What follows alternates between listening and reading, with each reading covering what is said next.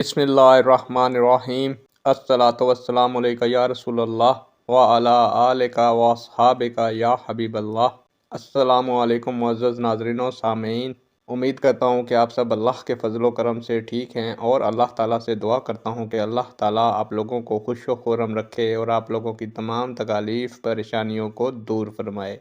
आज की वीडियो का अनवान है नमाज इशराक का वक्त क्या है और इसकी कितनी रकातें हैं। उम्मीद करूंगा कि ये मालूमात आपके इल्म में इजाफ़ा फरमाएगी और आप इस वीडियो को शेयर करेंगे, चैनल को सब्सक्राइब करेंगे ताकि दूसरे लोग भी इस मालूमात से मुस्तफ़ीद हो सकें। बढ़ते हैं वीडियो की जानिब। मुअज़्ज़ज़ नाज़रीन व सामीन, नमाज इशराक का वक्त तुलूए आफ्ताब से 20 मिनट बाद शुरू होता है।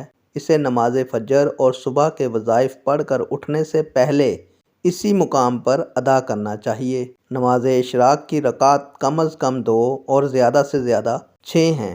हदीस मुबारका में हज़रत अनस रज़ी अल्लाह ताला अन्हो से मरवी है कि हजूर नबी अकरम सल्लल्लाहु अलैहि वसल्लम ने फरमाया, जो शख्स सुबह की नमाज बाद जमात पढ़कर तुलूए आफ्ताब तक बैठा अल्लाह का ज़िक्र करता रहा, फिर 2 रकत नमाज इशराक अदा की, इसके लिए कामिल और मकबूल हज व उम्रा का सवाब है।